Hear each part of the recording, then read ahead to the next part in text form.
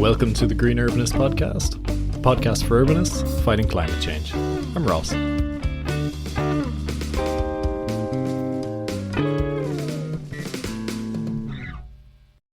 If you're new to this podcast, you're very welcome. The Green Urbanist explores how architects, planners, designers, and policymakers can tackle climate change and create happier, healthier cities. Today's episode is a conversation with Jonny McKenna and Dhruv Sookhoo of Metropolitan Workshop, a leading practice of architects and urban designers based in London and Dublin. Jonny McKenna is director of their Dublin office. He's an architect and urban designer and has played a lead role in master planning and residential projects since joining Metropolitan Workshop in 2006. Dhruv Sookhoo is head of research and practice innovation at Metropolitan Workshop. He is both chartered architect and a town planner and a social researcher. The focus of our conversation today is suburbia. As urbanists, we can sometimes be dismissive or snobbish about the suburbs, and often they're portrayed as being unsustainable and soulless places. However, the fact is that they still remain the residential typology or the location of choice for many people in cities today. And if we want to reconsider the suburbs for modern life and the era of climate change, we need to think about them quite honestly and openly. Metropolitan Workshop has been designing suburban development and challenging the status quo for years, and they've just finished a long research project on the topic called A New Kind of Suburbia that brings together their thinking and approach with a broad range of perspectives. In this episode, Jonny and Dhruv reflect on what are some of the aspects of suburbs we would want to replicate in future, what's good about them, what do people like, and what are some aspects that need to be reconsidered. They then provide some ideas on how we could reimagine suburbs as mixed, sustainable communities with a great quality of life, particularly in the post-COVID world. Towards the end of the podcast, they offer some advice for other practitioners who want to engage in practice-based research and how this can benefit their work. The output of the A New Kind of Suburbia project is a really attractive document that is filled with insights on designing for suburbia and what these places could be. You can find it on their website, which I have linked in the episode description. Before we jump into the episode, I wanted to plug Metropolitan Workshop's excellent podcast, which is called Reshaped. You can listen to that on any podcast platform or at metwork.co.uk. I definitely recommend it. Last thing, don't forget to subscribe to The Green Urbanist wherever you're listening so you don't miss an episode. And you can stay up to date by following the podcast on Twitter, Instagram, and LinkedIn. Please enjoy my episode with Jonny and Dhruv. Just to begin, I'd love if you could tell us a bit about yourselves and a bit about Metropolitan Workshop. So maybe, Jonny, you can kick us off. Okay, thanks, Ross. My name is Jonny McKenna. I'm a director at Metropolitan Workshop, Architecture and Urbanism. I've been with the practice about 15 years, almost since its foundation, but not quite there on day one, about 6 months in.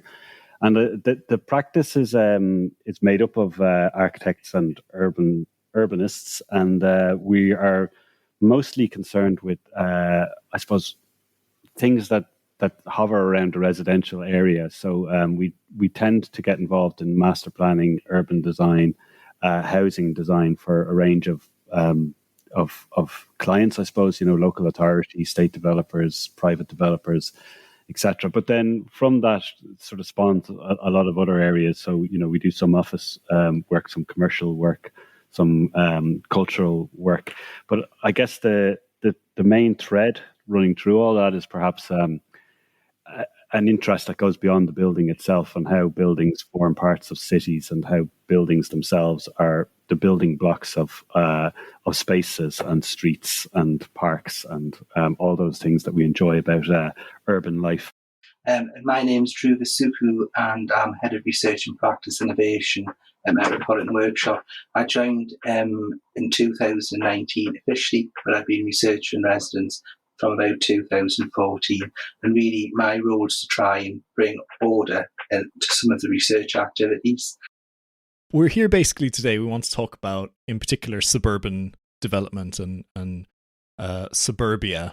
So maybe to start framing the conversation, we can ask, why are you interested in reconsidering the suburbs? And, what are some of the existing issues with the suburbs we have in Ireland and the UK? So basically, the research question we asked ourselves was, why, if the majority of people in the UK and in Ireland, I believe, live in suburban settings, are they taken for granted? They're taken for granted in terms of the development process, but they're ubiquitous in their nature. We're all familiar with them, but they're actually they're unquestioned. So we were interested in, if you think about the research that's being done already, there's been an intense interest at the sociological level in terms of suburban culture, different cultures. Is it elite? Is it not elite, etc. But we were really interested in suburbia morphologically, and what I mean by that is some people can get obsessed with where these suburban houses are in terms of proximity to the urban centre. We were much more concerned with the form, so the typology, the type, I suppose. Were there interesting precedents, and could we draw on our own work and those precedents to basically, I suppose, enhance future work, but also, I think, engage in the almost the design and development process to think about how existing suburbia could respond more effectively to contemporary needs, but also if we were going to be building some, how could we do our very best to make them communal and make the environment enriching? Because obviously the history of suburbia is it was meant to marry the best of both worlds, urban and rural. And at the moment, like suburbia might not. It might literally be some housing a distance from the centre with a decent road to get to work, which is problematic at a number of levels. Yeah, and it's probably fair to say that you mentioned town and country there, and this goes back, I suppose, to Ebenezer Howard and Garden Cities and the first developments of suburbia, which at their most heroic, were very far-sighted, futuristic places. And I guess what's kind of defined them now, and that would be the Garden City, but later the Newtown movements, and that that idea of Newtown that's happening in Ireland as well, in places like Tala and Clondalkin and Blanchardstown, etc. And some of them were successfully designed, but like it is this kind of the familiar, slowly evolving standard house type, which seems to be able to set itself into almost any context and has become ubiquitous, everywhere, and renders places almost contextless. Right. So it was trying to kind of get back to that idea that everywhere is somewhere, and every place has something to offer. And you just got to find it. And so, how do you bring character? How do you bring identity? How do you bring a sense of place, a sense of belonging, a sense of community, a place? How do you kind of define social value in places like this? All using, what are quite sort of ubiquitous building blocks. Right. So it's kind of trying to go back to there and sort of almost find the where's the heroicism gone from our suburbs. I think maybe we sometimes villainize, if that's the right word, the suburbs as being just like empty and sterile and devoid of that sort of life, but actually they can be really good community places for people to live. Well, I think that's true, Ross, and like it's we can be, as architects, I think, snobbish about the suburbs, and I think we have to be careful there, because a lot of us, had reasonably happy childhoods, myself included, growing up in suburbia. But sometimes were they great places to grow up despite their design, or were they great places by design? And I think that's an interesting sort of question to ask. Well, let's move on and talk about, I guess, all this research, what it led into, which is your project that's called A New Kind of Suburbia. The core of the project really, I suppose, was trying to find out what we as Metropolitan Workshop felt we could offer suburbia. There's a number of ways we did that. But the homestead, which was one of the kind of key ideas that was running through the practice, I think it maybe was drawn to the fore through the project. I also think it was quite a good participatory approach. I mean, I think one of the powers of practice-based research is the participation, drawing different people in. But maybe we'll get onto some lessons learned towards the end, because I think that's definitely an area we as a practice are going to address in the next project.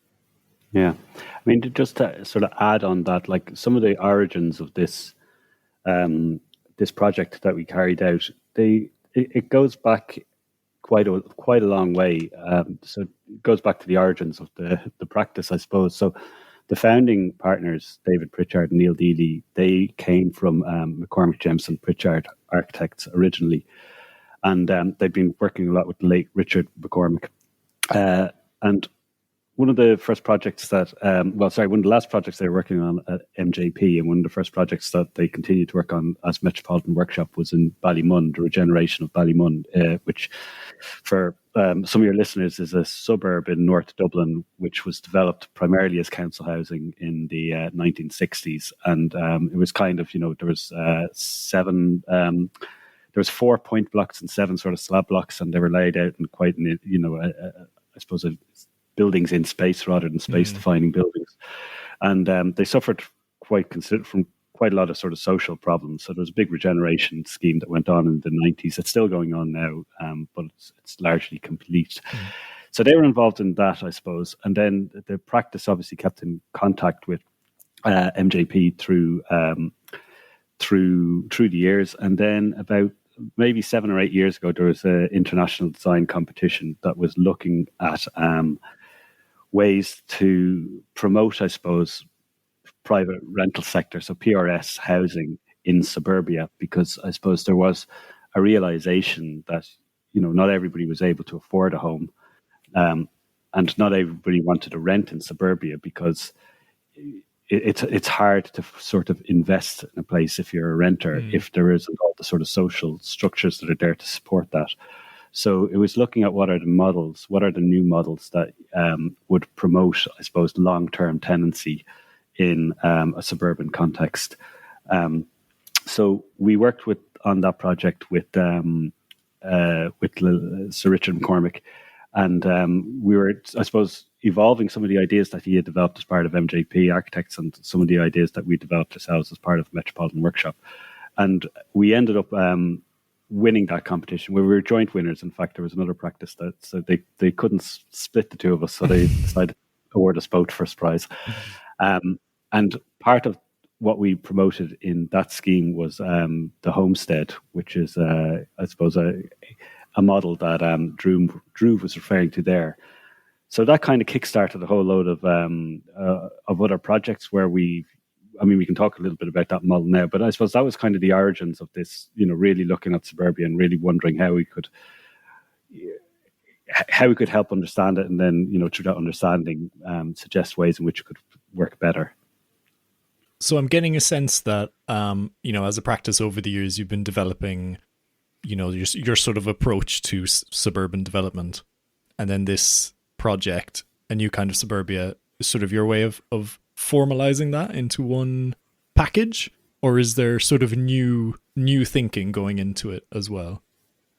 Well, I think there's certainly new thinking going on to it, and I'm always nervous to say that we're formalizing it into a magazine or a publication, because it almost feels like that's putting a full stop to it, and it doesn't really feel like we have. We're putting a full stop to this piece of work because we need to, and we need to move on to our next piece of work, which we might talk about later. But it's a constantly sort of evolving thing, and we obviously have schemes that we're working on currently, which are using some of these ideas. But of course, you're evolving ideas all the time and testing them, and sometimes they don't work. So you draw it again, until you get it right. And they do obviously go off on sort of tangents through that process, so the thing sort of evolves. So, but what we were trying to do, I suppose, is amalgamate everything into a kind of a coherent narrative that we could talk to people about and get other people to contribute to as well. I think maybe one of the things that's interesting about doing practice-based research is that practitioners, I am a practitioner, but when you stand side to the side, practitioners often don't know consciously what they're doing.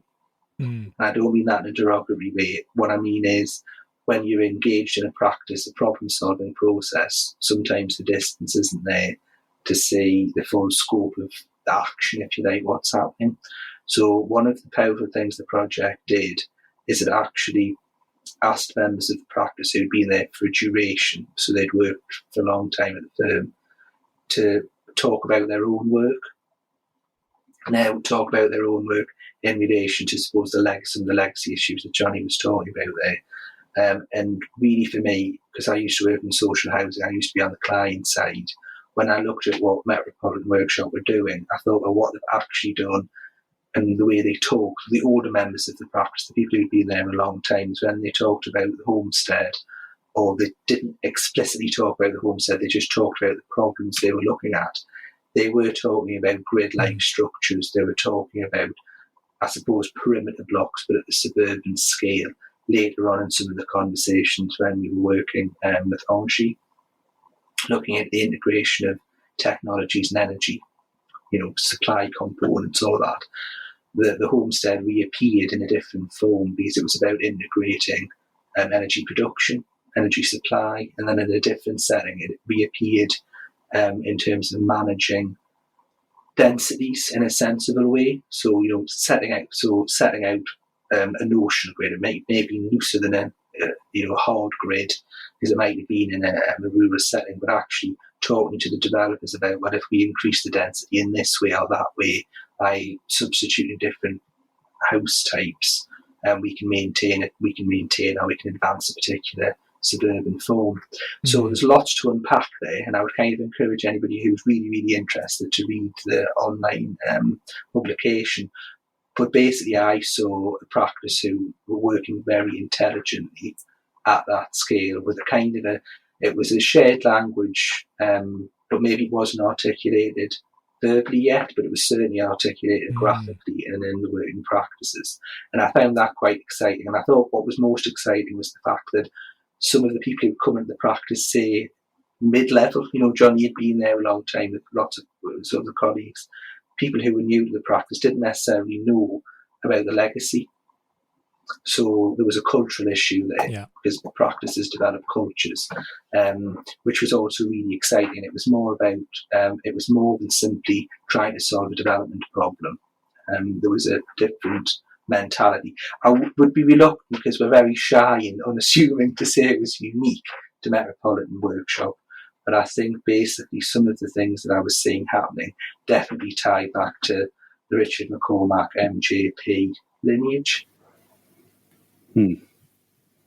Yeah, I mean, there's a couple of interesting things there just to pick up on. I suppose one of the things, just on the publication, going back to something you said there earlier, I think as architects often we're almost taught to, play our cards very close to our chest, but there's so much knowledge out there amongst practicing architects and other practices that we should be doing more of this sort of knowledge sharing, and I suppose getting together and sharing ideas and trying to kind of see where the common threads are and learn from each other. So I suppose in part it's about doing that and being collaborative. And we do see ourselves as a collaborative practice in many ways. Like, often when we have large developments, or when we're involved in large developments, for example, we'll promote a multi-architect approach to it rather than trying to do it all ourselves, because we believe that that's the way cities developed. They developed incrementally. It is quite rare for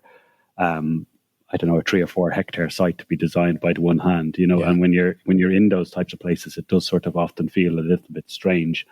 So you're trying to kind of look for that kind of coordinated variety. Like, maybe there is a master plan, and maybe there is a certain code or set of guidelines that people are working to, but you do need the different viewpoints. So part of the idea of prospects and a new kind of suburbia was to try and get those viewpoints together. I think the other thing that Dhruv picked up on there about the grid structure and looking at that, I mean, that even going back to the weights competition, which I mentioned previously, like that was one of the things we took on for there, like introducing quite a strict grid. And we wouldn't always recommend that you use a very strict grid, but in that particular case, I suppose it was challenging a kind of a typical view of how you would design a suburban landscape, which, and you often see these kind of windy roads that developers often like because they close perspectives, and they I suppose, using semi-detached houses to turn around a corner makes it's sort of, I don't know, I guess there's a perception that you're making the view more interesting, but I think there's kind of clever ways of closing perspectives that don't involve, having to curve roads all the time. So I suppose we laid this out in quite strict grid, and what that allows you to do then is it allows you to up your densities, because you're then able to terrace houses. It reduces costs because you're not building as many gable walls, so that's, I suppose, developer friendly, and you're creating continuous street fronts, so you're getting a sort of a more urban version of the suburbs, but at the same time, you can use that additional. You can either use that additional density to offer more public open space that's kind of overlooked and surrounded and well surveyed, or you can use it to have, I suppose, smaller pockets of open space, but a higher density scheme. So this idea of low rise, high density. So those were the types of things that we were looking at through that process. There's a couple of things I picked up that I'd love to come back to, but one thing is if you could just explain a bit more about the homestead concept. So basically, the homestead, as I would say, it's basically a shrunk down perimeter block, which is the easiest way to communicate it verbally. That perimeter block is made up of a series of interchangeable house types, but the key. The key difference is really about that block effectively surrounds a communal space. This is what I think is key. Jonny might have a different angle, but basically this communal space challenges the idea of public-private in the suburban mindset. So everybody in the homestead would have some form of private amenity space, but there would also be a communal function. And the communal function, sometimes it was imagined as an allotment, sometimes it was imagined as a mode area, somewhere where people could play. Sometimes it was imagined as, it performed a number of functions. Now, the challenge with that, when you take that to the traditional speculative builder model, is the speculative builder model generally doesn't tolerate high amounts of communal space. And I think one of the things that we're seeing now is where communal space is provided immediately comes with a service charge. So if I was asked what is the unresolved aspect of this really great idea, it is that. It's tackling that issue of how do you provide a communal environment so there is a community when you're confronting an existing development model. I think the other thing which Tom talks a lot about in the office, and he talks about data density. He spoke to me about that quite a lot, and data density is really a tool to it's developer focused, I suppose, because it's a way of trying to lock in some of the quality in terms of the plan and the section, the urban qualities that we would aspire to, yet giving the developer the freedom to basically come to you and say, well, actually, we've done this development appraisal and we need a small apartment on the corner, etc. So for me, it performs a series of practical functions with the developer hat on. I think maybe Jonny can talk a bit more inspirationally about the architecture and what it allows. But before, because I've dropped a minute, before we go on to that, one of the things that I thought was really great about the homestead, again, we go back to the culture of the practice, is that when you look at the drawings, because drawings do matter, the drawings that visualise how you imagine these spaces will be, there's prospect, there's refuge, the edge, I suppose, of the individual plot blurs in these communal spaces. And I think if you think of developers of old, like Span Housing, that was really what they were playing with. They were playing this idea you invest in the landscape, maybe our forms more rigorous in terms of the grid, but you invest in the landscape and that makes the place.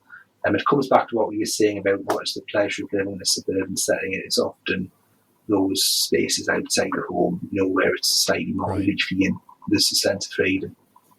Yeah, I mean, like I suppose going back again to that original competition where the question was asked, how can you, or what are the models for the rental sector in suburbia? One of the questions we were asking ourselves was, what do renters want? Do they want a big back garden? Because that's what Dhruv was saying there, that so much of suburbia is given over to private open space, and perhaps there's a question mark over that, or a rebalancing.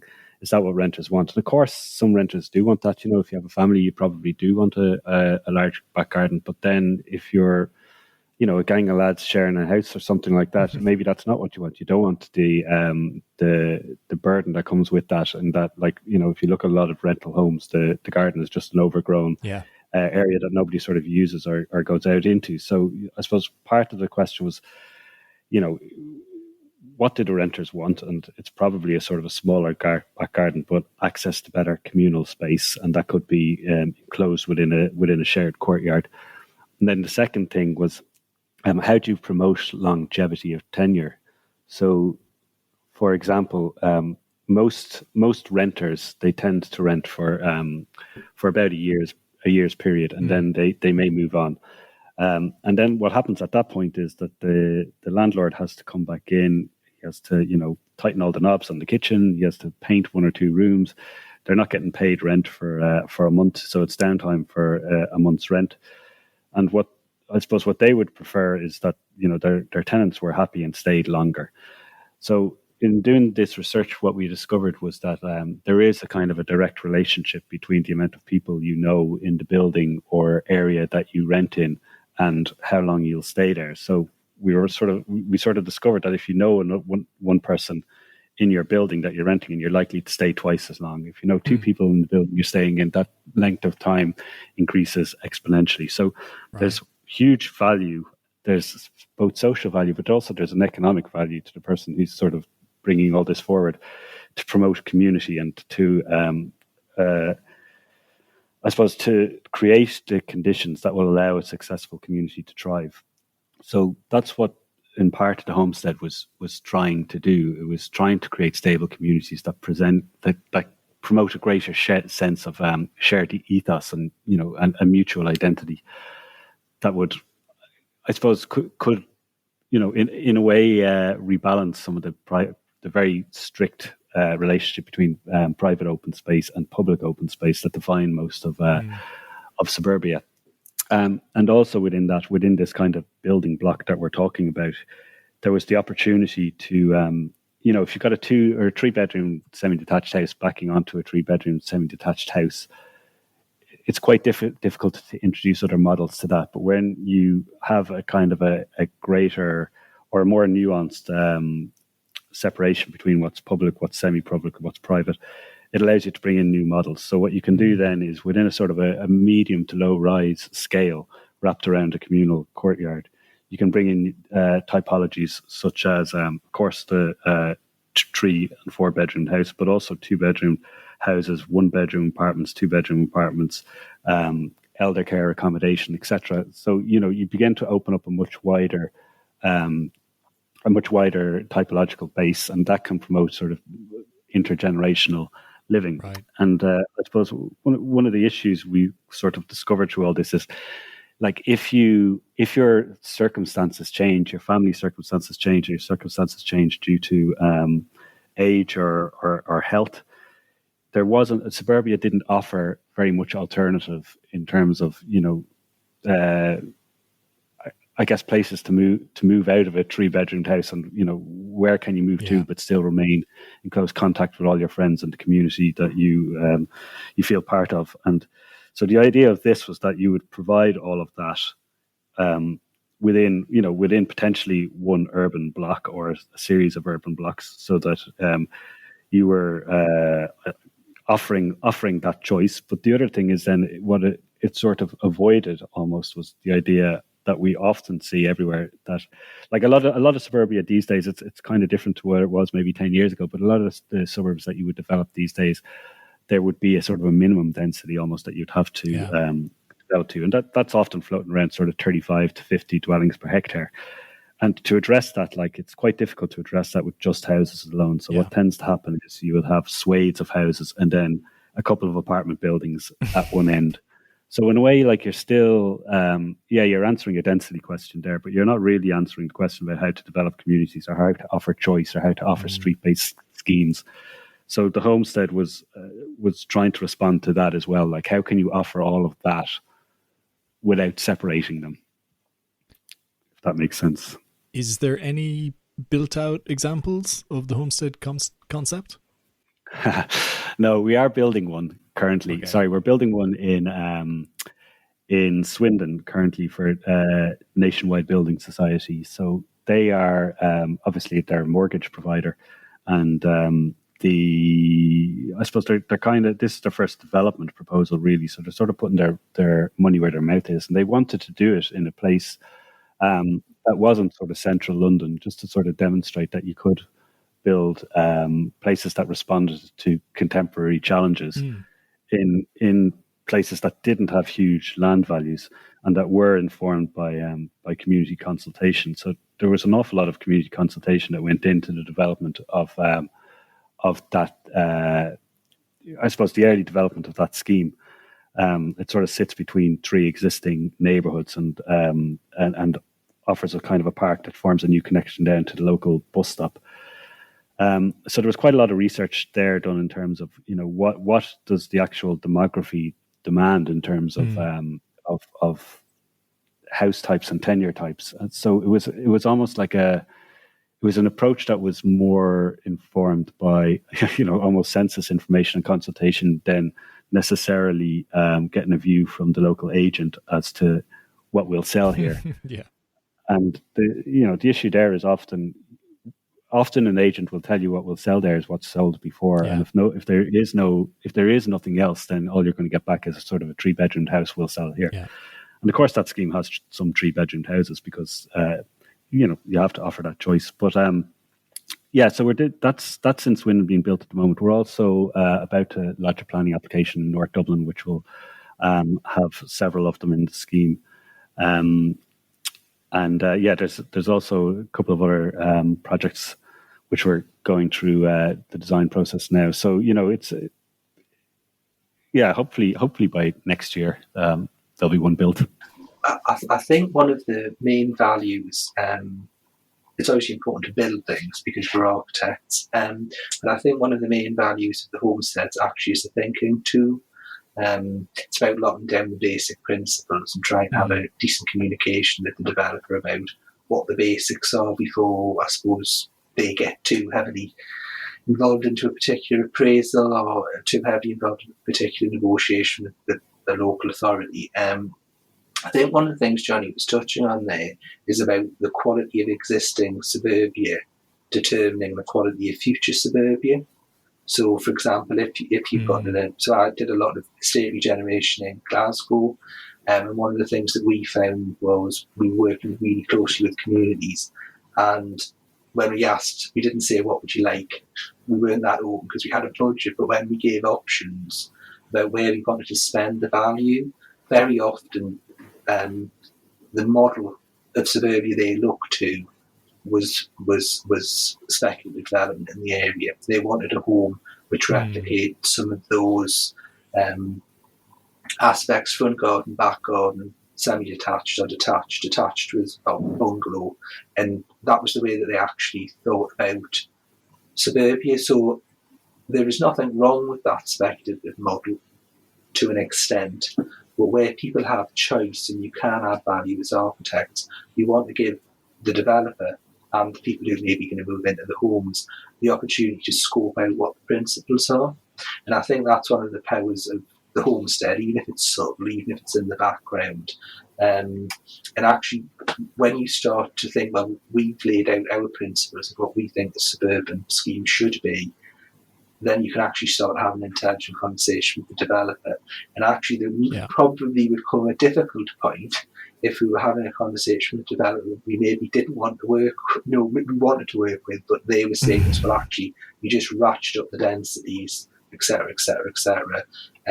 We would probably then know we were having difficulties. But back to the community itself, I think having a clear vision about what you think suburbia could be means at least you've got a place to work from, to move from, and they're not necessarily going to say, well, give us a house like the one down the street, because that's all. That's kind of that is all. That's the only model they have to work from. So I think basically it's a powerful thinking tool. I wouldn't necessarily say that you would be able to walk down the street and go, oh, that's a Metropolitan Workshop homestead. Almost if you could, that might be problematic because we'd have just created a new ubiquitous model. Right. But I think it's a thinking tool that's quite powerful. Okay, that's a great point. So it's sort of the underlying principles are what's important, then it can be adapted to the context. It'll probably look different wherever you build it. Yeah, well, it probably should be, yeah. Yeah, I mean, that's kind of interesting what Dhruv was saying. Like, yeah, you don't want it to be a kind of a ubiquitous form because then it becomes something it was intended to avoid. So it has to be place specific and it has to respond to the surrounding context and the surrounding social need as well. I'm conscious of time. I'm really enjoying the conversation, and I've got tons more questions I could ask, but I'll move us on slightly. And I guess one thing that I guess is quite timely is, you know, things are certainly changing, you know, during the COVID pandemic and moving into the post-COVID world. We're seeing that things will probably be quite different in terms of where people want to live, what they expect from their local area, working patterns. Do you have any thoughts on the role of the suburbs in this brave new world we're stepping into? So one of the interesting things that came out of the research when we had all the experts in the room for the round table was I was challenged very vigorously by some very very clever architects about what I thought the role of the suburb was. And what I more or less said to them was that I thought that the way the suburb was considered at present is a retreat. You know, it's where you do your commute, you get yourself in your home, you cross your fingers and you hope you have a really good weekend and the phone doesn't ring. You don't have to do some extra work, which is a pretty uninspired lifestyle, isn't it? It's not exactly the good life. So then I was playing with this idea about the suburbs being a place of not only consumption, leisure time, but also production. And then, of course, when you start thinking like that, you realise the suburbs are a place of production, social production. It's where children are looked after, where social care happens, those traditional domestic family things. But the number of people who have a home office or have a hobby room or look after somebody else's child, you know, because they're on a rota, it just expands and expands and expands what the suburbs are now. And I think part of the post-COVID world, or maybe we're going to start to think about the suburbs actually being productive spaces. So productive spaces, I suppose, in terms of the economy, maybe is pushing some of the issues or going against some of the issues Jonny described earlier about the need to separate out home from the factory. But it's also, there's been something in the COVID period where your home was either a prison or a retreat. And I'm not saying the suburbs have the answer, but I think there would be some people who maybe urbanites rather than suburbanites are going to start asking the question, well, why is it we have this experience during the COVID period? And I think there'll be some suburbanites will ask themselves the question, well, how come it is that I live in a suburb with back garden and front garden, and actually there was very little pleasure in that environment for whatever reason? Because I suppose it all comes down to what the quality of the urban place is or the quality of the suburban place is. And I think some of the stories the architects told about their experience of the suburbs were actually quite touching in the sense that they were a launch pad for different lives that we're going to have outside the home. I think during the COVID pandemic, where people have been locked in their home, they're going to start asking the question, well, is this suburb working for me? And where can I get to from this suburb? Where to? Because there's no good just living in a sprawl. because otherwise you're robbing people of that countryside urban balance. So it's a bit of an abstract statement, but I think when I think about the homestead and I think about the vision that Richard McCormack, Neil Dealey, and David Pritchard, many of the people who worked on that, their vision was really that there would be a communal centre, a communal focus, and something productive to do, like an allotment or a space where children could play. So I think it's a very broad answer, but I think basically post-COVID, we're going to be looking at the places we live and we'll be thinking, if we had to do that again, how could we make them better? Yeah, I think that's the what pandemic has done really well is it's acted like an X-ray, almost diagnose symptoms in the places we live, and some of the places that we currently live in, they struggle to provide a place where you can live well, and one of the taglines almost on a project we're doing at the moment in Milton Keynes is live well by accident. How can we design places where you live well by accident? That's and that's kind of to do with places that would promote a healthy lifestyle, be them cycling, walking, that all the things you need to go to are within easy reach, that you don't need to get into your car. So that's quite an interesting sort of that idea of almost making it plain what suburbs or certain suburbs are lacking is quite interesting. And I think the other thing, the add-on to that, is that one of the outcomes from the roundtables that Dhruv was describing that we did at one stage, was one of the things that came out of it was that some of our existing suburbs need to be intensified, and there's probably too much emphasis on how our new suburbs can be developed in the right way, and they're mostly greenfield sites at the edge of cities, and they're the cheapest thing to build. It's much less trouble, it's much less costly than going in and sort of retrofitting existing places. But at the same time, there's an environmental cost and a servicing cost to, and et cetera, doing that. And there's far less focus, I suppose, on intensifying our own suburbs. So the idea of the pandemic kind of highlighting deficiencies in some of them, I think in a way that could end up being a kind of a positive thing, because people are often reluctant to change unless the benefits of it are really made stark to them.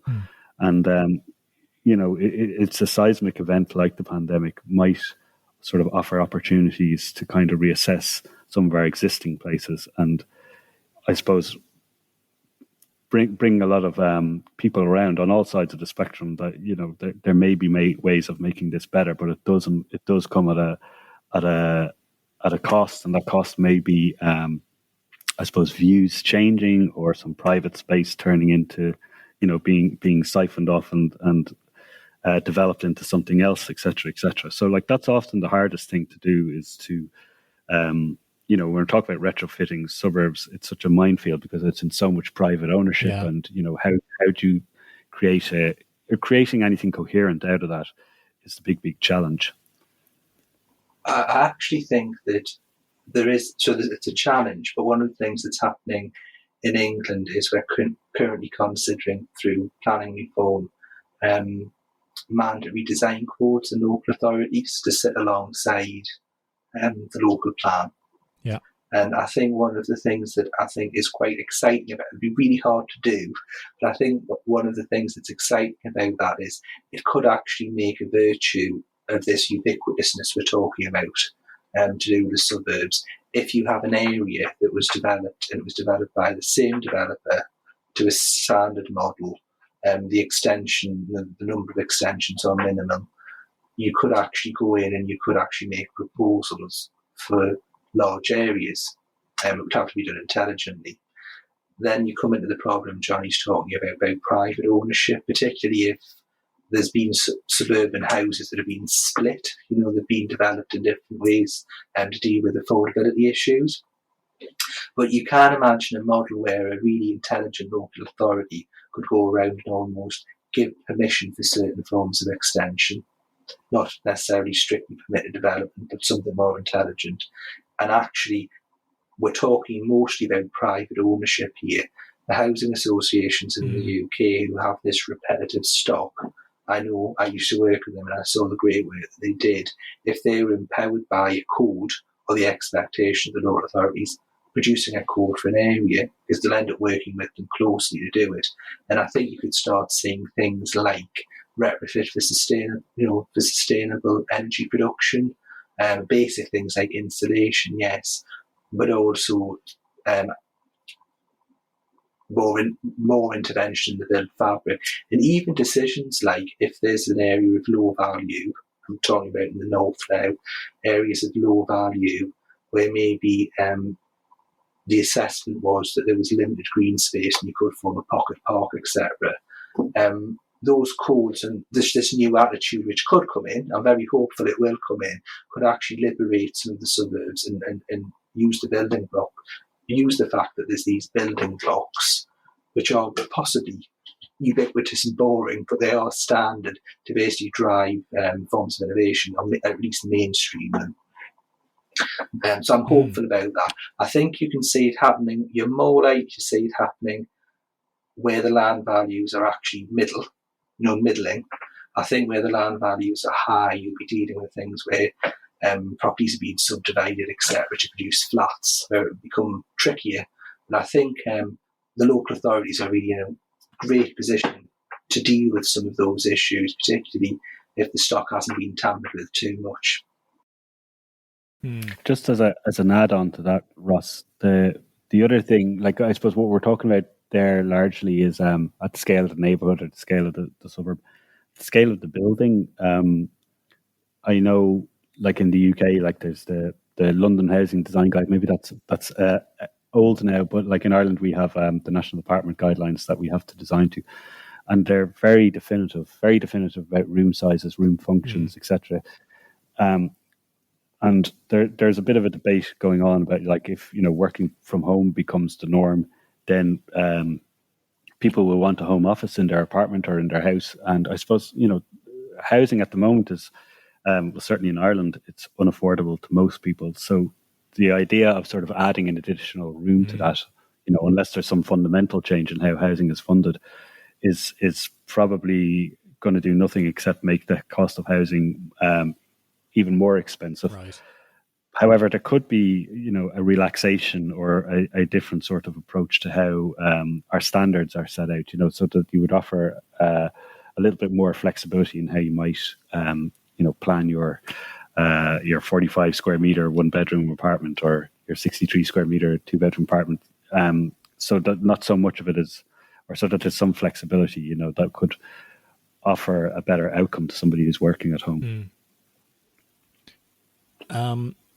Thinking about, doing research within, practice-based research. I think, as someone who is a practitioner, I think what often happens within studios is someone maybe has a good idea to do a bit of research alongside their work, and people are quite, excited about it at the beginning, but then, the pressure of doing actual paid work sort of takes over. What sort of lessons have you learned from doing this new kind of suburbia? And, would you have any advice for any other practices who are looking to engage in research? Well, I think the first thing to say would be to differentiate between the research that you do, which is almost required, mandatory, you have to do it to deliver an individual project. Because I think one of the things is, even producing a design and access statement, architects and urban designers and planning consultants actually don't realise the level of sophistication of the research they're doing. When it shifts into actual construction, they're doing loads of research there, and then the challenge becomes, I suppose, even if you're a small practice, recognising that, documenting it, publishing it, or speaking about it. I think the Metropolitan Workshop, the lesson that I've learned from trying to do one of these large practice research projects, which is really about capture, analysis, dissemination, is, I said at the beginning, this was a sprawling project. And I think two lessons would be, one, there's a need to balance participation in terms of how many people get involved with defining narrow enough goals, research goals, so that there's clarity as you move through the programme. And I think the other aspect is recognising that every output you probably produce is a form of data that's worth analysing. And if I bring those two issues together, what I would probably say is we invested an awful lot of energy in doing what architects do best, which is producing an attractive document, working with other really great designers to inform and collaborate, and then the exhibition itself. And probably what I would say is you need to be kind to yourself in some ways. When you're working through the process, you need to allow yourself, as you go, time to analyse what you've collected. And actually, most of the valuable work, I think, in terms of dissemination, communication, is actually through the analysis and what you produce at the end. Now, Jonny did a really great short paper for help me out, Jonny. Where was the publication? Architecture Ireland. Yeah, so he did a great publication for Architecture Ireland. I published something in the Urban Design Journal. But basically, there is so much more to write up, and we're already moving on to the next project, people-powered places. So I'm rambling a little bit, but what I would kind of say is recognise what you're doing, recognise its value, recognise the components, and use those components to almost build the next stage of research. What we're doing in the next project is we're not actually... but yes, we're going to have a publication at the beginning to launch the event, but I've shifted most of the focus to the practitioners we work with in terms of enriching their experience, and the output is probably going to be a little practice guide, kind of just for us and our clients to reflect on about how to work with community groups. So I think the big lesson really is take bite-sized stages, and if you're a small... So I know and work with some really great practices, and they're doing really great work. And I think my advice to them would be write up as you go and use your audience to refine the research process. I think maybe we bit off a bit more than we could chew, Jonny, didn't we? I think maybe it was a bit large. Well, you can't... you have to kind of acknowledge that doing something like this takes time. So I suppose from, the boring side of it, like from a practice management point of view, we treated it like a job that you weren't getting financial remuneration for. But in our sort of practice resources meetings, it was a job. It had people committed to working on it, so that they were working full time for a month, or half time for 6 months, or whatever was required. And you have to just create that space for people, so they're not going to get dragged onto whatever is the pressing issue of the day. And if you treat it like a job, it sort of almost safeguards that resource to get the job done. So it's also just sort of recognize that, like, if you do have the attitude that you'll fit it in between other things, it's really quite difficult to find space to do it, as we all know. Yeah, very insightful. I would just add one more thing, which is a generational thing, really. Most architecture students now undertake some research component to their study. So one of the things that I've discovered is there's actually people in the practice, part ones, part twos, who have a really solid research training. And one of the things I would say is, if you're a middle-sized practice and you have part ones, part twos, definitely get them involved in I'm talking UK here, part ones and part twos. I suppose architectural assistants, if you have them involved and basically they have that preparation, they'll find it enriching. But I think lots of older architects would probably be surprised at the level of scientific rigour, whether it's social sciences or technological sciences, they bring to a project. And that's one of the things I'm hoping to capture in the next round, the next annual research project, which we didn't actually with the first. And it really helps, like, that we have, like, at Metropolitan Workshop, we have a really, really great team of architects and architectural assistants working there, and most of them have bought into the idea of this practice-based research. They've chosen to come to work at Metropolitan Workshop because that's one of the things that defines us as a practice. This interest in in looking beyond the paid work. So it's really kind of helpful that you have motivated people who are working with you to produce this work. Yeah, it's fantastic. I can see, the many benefits of engaging in this beyond just thinking of it like, oh, we have people working on this instead of unpaid work. But what you're doing is you're taking out all this knowledge that's in people's heads, particularly senior people, and putting it in one place that's accessible to everyone.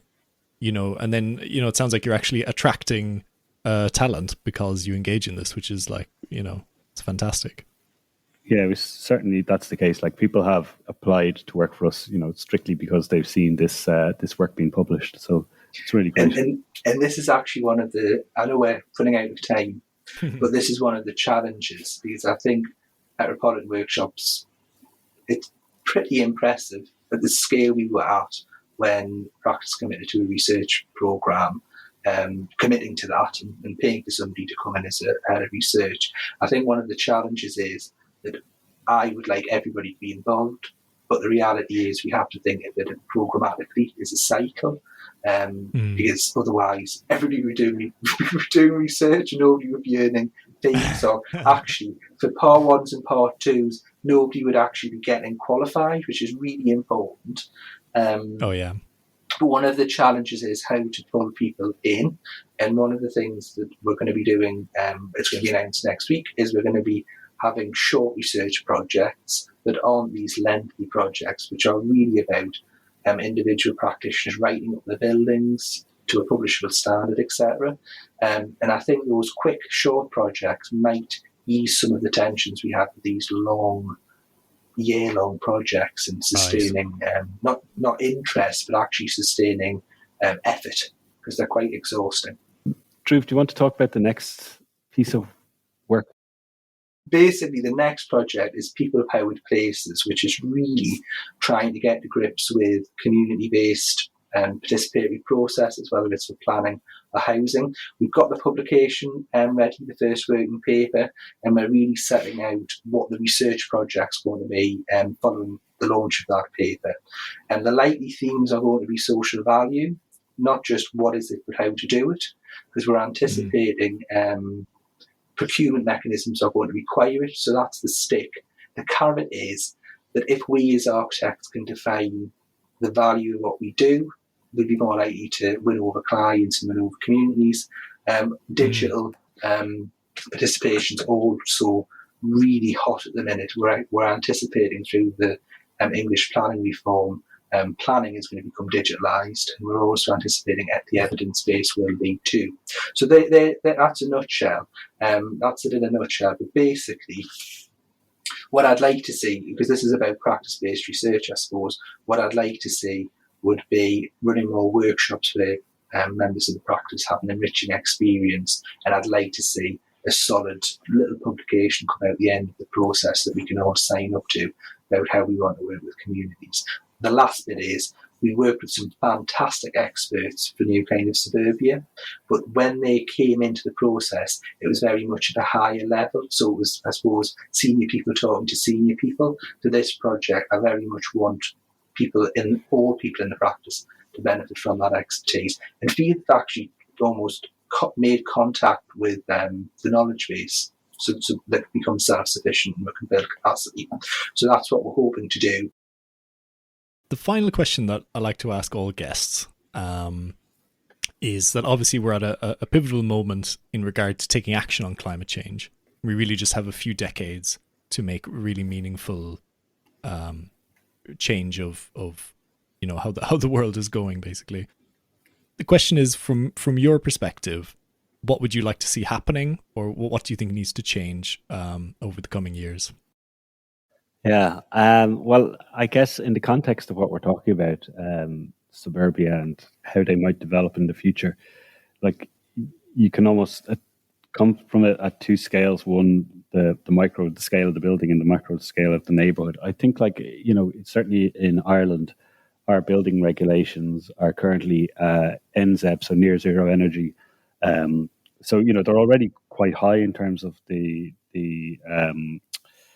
I suppose trying to reduce the amount of carbon emissions associated with the the built environment. So it's maybe more coming at it from the macro scale, I think. And by that I mean, like, it goes back to something I was talking about earlier. It's trying to find ways to make it easier or more appealing to developers and local authorities, like to intensify like the city, not just the suburbs, but the city and also the suburbs, because I suppose the infrastructure is there already, and every time you develop a piece of greenfield site, you've got to build new roads, you've got to build new sewage systems, new drainage, all this servicing. Then you've got to pay to service it. So, the postman has to go, the bin lorries have to go. All of that comes with a cost. And like I mentioned earlier on, that it's the cheapest form of development. But like I wonder, when you add the societal cost and the servicing costs and all that over the lifetime of a scheme, I'd say it's far from the cheapest. I'd say it might be the most expensive form of development, certainly environmentally. So, maybe we need to find a new way of how we value these schemes and how we assess these schemes over time. I'm not quite sure how we do that, or how that sort of lends itself to making it easier to develop brownfield sites, but it could be something to do with the way these development levies work, for example. But yeah, I suppose that's where I'd be coming from. And obviously, all the kind of the stuff that I'm sure everybody has talked about in your podcast before, just trying to make it easier for people to travel, try and create more mixed use neighborhoods where we can. I mean, the idea of one of the legacies of the pandemic, for example, is we're looking at sites for developers at the moment where they're in suburbia, but we're putting in things like shared working spaces, in areas that you just wouldn't expect to find them, because now there's a realization that people want to work from home, but they don't want to work from home. They want to work very near home. Yes. So they'd walk to the other side of the green space or something and be able to kind of plug in and have a bit of separation between home life and work life, but not have to travel all the way into the city. I think I might be coming from a slightly, maybe a more emotional place. So I was having a conversation with somebody who I really respect. He's a super intelligent bloke, and we were talking about climate change. And it was a particular moment in the cycle last year where sustainability and the climate emergency really came to the fore. And we got on to talking about families and family commitments and what individual families could do. And he more or less made, it was in jest, but he made the joke he wasn't going to have kids because he didn't want to add to the climate change problem. And I kind of immediately said, well, your kids would be really clever and they would help us, whatever fix we got into, they would actually help us out of it because, you're ingenious, you release talent, etc. And so really, I think, the data in terms of climate change, people dispute it, but regardless of what the data is, there is a societal movement towards thinking we should live with a lighter footprint and we shouldn't be so selfish. We've got one Earth. So regardless of what people say about the science, there's a societal move towards improving things. And I think really, a bit rambling again, but being in the Northeast, where actually we've got a history of industrial revolution, we've been involved in every single scientific revolution that I can think of. I think there's a massive opportunity for certain communities to see this challenge, to bring their innovation and actually improve life beyond where it currently is. And I think the thing that I would say is there's a lot of dogma about and depression about climate change, and I completely understand why. It's one of the reasons I wanted to become an architect, because I care passionately about wildlife, the environment, and things that you can measure, physically see, the loss of species, etc. But I think we're at this pivotal moment, and I think professions and individuals should really be stepping forward and saying, well, we can make your life better, regardless of what you think of the science. These are better solutions, and they'll help you live a better way of life. So I don't think we should be necessarily recriminating. There shouldn't be recrimination about what we've done. That's happened. It should be about what we can do to improve. And I think architects and urbanists are in a really powerful position to basically show people solutions they probably haven't thought of already and make them work beyond the fashions and the fads and what might be in popular magazines. I think if we can show people a better way of living in this industrial revolution, as we've done in the previous ones, society will be better for it. I think the questions the climate change emergency have got people asking, we should have been asking them anyway. Yeah. So the question about what is the industrial strategy, I'm thinking mainly about the UK here. I'm sure you're asking similar questions in Ireland, Johnny, but what is the industrial strategy? Where is our water coming from? Are we protecting the oceans significantly, et cetera, et cetera, et cetera?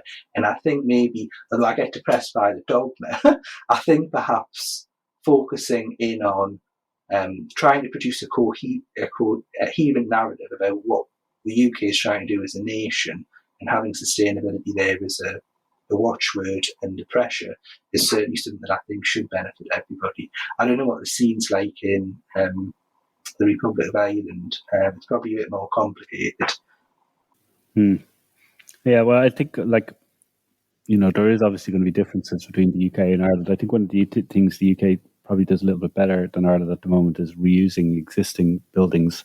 Like, I think we're very quick in Ireland to pull down buildings just to start afresh and start again. And we all know the places that have the most character have that mix of old and new, and it doesn't need to be very, very old. It's just that kind of different eras, and the places that sort of pull everything down and start again is they just somehow seem less interesting, or there's not that kind of palimpsest of the old and the new and the layering of how cities evolve. Fantastic, yeah. And if I can, sort of pull this full circle, as you were describing, all the stuff about suburbia and the homestead approach and everything, what I was thinking was, we have these three pillars of sustainability, which is the environmental, the social, and the economic. And you were saying that, there are models of creating suburbia that create better communities. So that's sort of the social aspect. These models can also get a better return and more, keep renters around for longer. That's sort of the economic benefit to the landowners. And then the environmental is like, you're talking about getting it to an appropriate density so that you can have supporting services around and have green space and that kind of thing. So I think you've whether you've sort of formally said it anywhere, you have encapsulated those three elements of sustainability within that. Yeah, it's I mean, that's kind of interesting, because I've never kind of thought about it that way. But yeah, I mean, you're absolutely right. There is it does kind of hit on those three pillars, the Brundtland report pillars. So. Okay, well, that's basically it. I could keep talking to you for hours, but I suppose we should all go have dinner at some point, shouldn't we? Yeah. Thank you so much. It's been brilliant. I'll put links in the show description to Metropolitan Workshop and where they can, people can learn more about your work. Yeah. Yeah, and Ross, I suppose just not to take away from your own great podcast, but it would be, if we could as well, part of this idea of collaborating with people is we've, to celebrate the practice's 15 years, we've embarked on a series of podcasts ourselves, talking to people who we work with or who we want to work with, and some of who are involved in the architectural scene, but some of whom aren't, or only associated in some way. And it's a really interesting series of, it's not a discussion, it's more kind of narrative, but they're only 5-10 minutes each. So.